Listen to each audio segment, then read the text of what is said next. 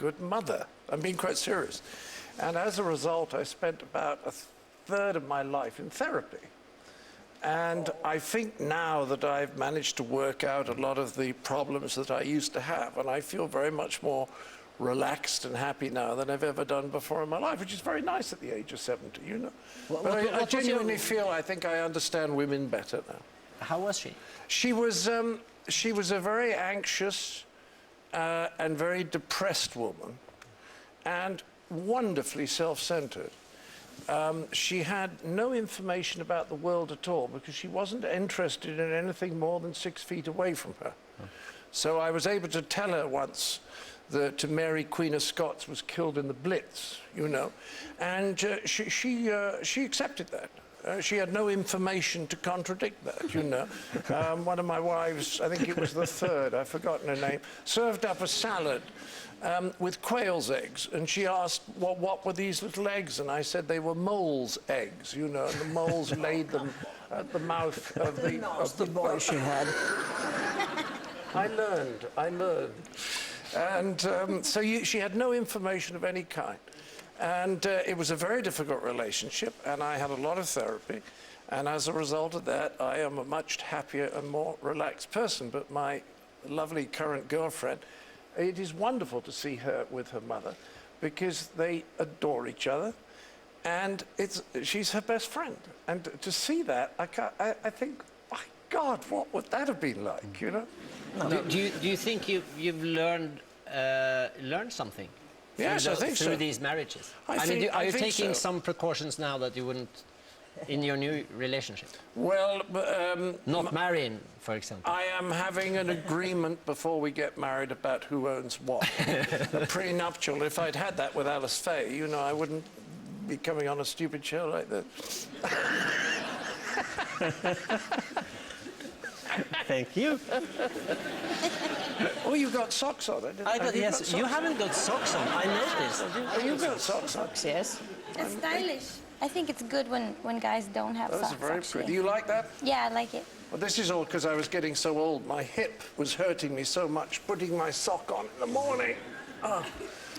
So I stopped wearing socks, and then when I had my hip replaced, So you did your hip as well? I did my hip, and I'm having my knee replaced in 3 weeks. But, you know, it's all right. It's fine.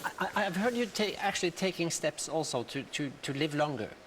Well, I've been investigating what's known as stem cell therapy. Do you know about this? And they can now take stem cells from your own body. Yeah. And they can replace them in the body after they've enhanced them, and they can go to repair parts of the body that need repairing, which at 70s is quite a lot of your body. And I've become absolutely fascinated by it because having become the happiest I've ever become, you know, in the last 70 years, I'd like a bit more of it. So this is something you can do just because you can afford it? Oh, it's certainly, yes. It's like American medicine. It's fine provided you have money. In fact, American medicine is very, very, very good if you have money. But no, you don't really need stem cells. It's just something you do for the luxury of it, of being older. Well, I don't think that's a luxury. I think that's a wonderful prospect. I mean, I have a very good friend who's a Tibetan Buddhist. He's Sogyal Rinpoche, who wrote the Tibetan book of Living and Dying. And a man I have enormous respect for. And I said, it seems to me a shame that I should otherwise be dead in 5 years when I've actually reached the point where I could be quite useful. The Pythons were always making fun of the Catholic Church. I think we were making fun of all churches. Yeah. Yes. Yeah, I think so. But what would be your view on the Pope today? Well, I think the trouble, I have the most enormous respect for people operating within the churches, but it seems to me that Christ's teaching was really about trying to lessen the power of the ego. You know, blessed are the meek, they shall inherit the earth, and the poor in spirit, and all this. It's about trying to become less egotistical, because I think if that happens, you might have an experience of the divine. And yet, when I look at the organized churches, with respect, they do seem to want to get more members, more money, more influence. All that stuff is egotism. So I don't see how an organization that's behaving egotistically can teach a doctrine that's about making the ego less powerful. Do you see what I mean? It seems what you mean. You have to follow always the example of Christ,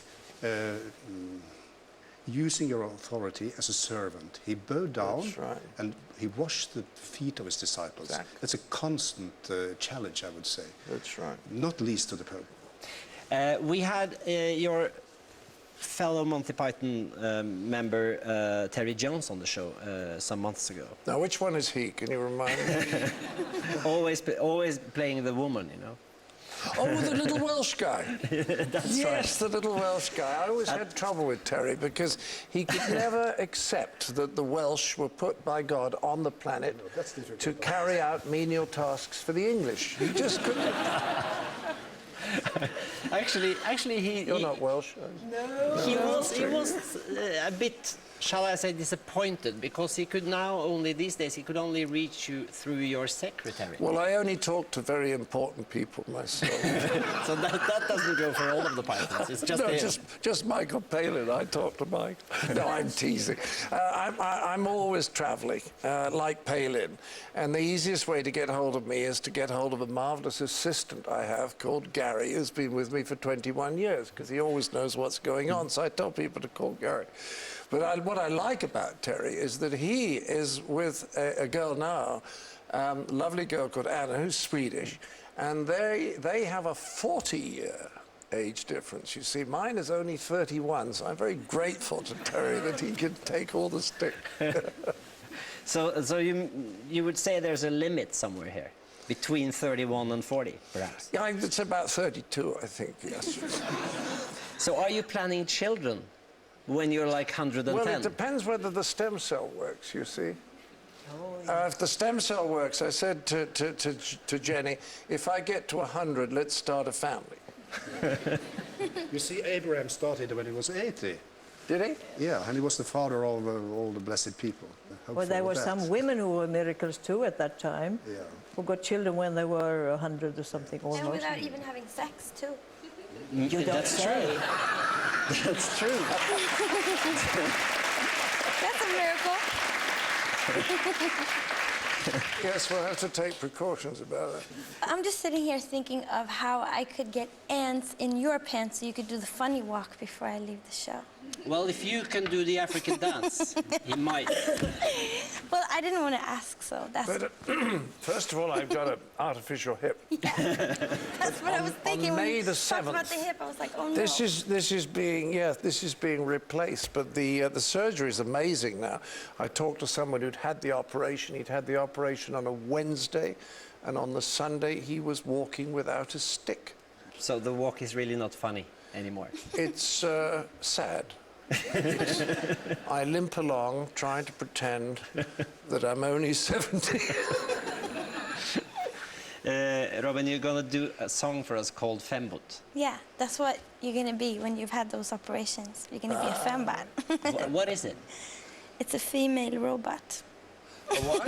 A female robot. Female robot? What's Yeah. the song about the female robot? No, it's not. It's really about, I don't know, I think it's a song about human feelings and, like, I don't know. I think it's really about a 30-year-old woman asking herself if she wants to get pregnant or not.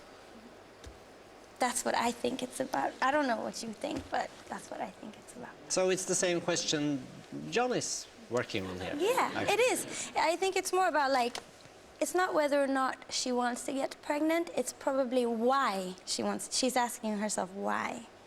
And what's the answer? I don't know. I think I might have been brainwashed into thinking I have to get pregnant. That's why God made sex so good, because otherwise he would never persuade anyone to have children. They're little bastards. Here. No? Well, in my case, I'll make the exception, but I mean, they're little bastards, really, because they cost a fortune. You spend your whole life worrying yourself sick about them, and then they turn out like their mothers. Yeah. Robin, your band is waiting. Thank you so much.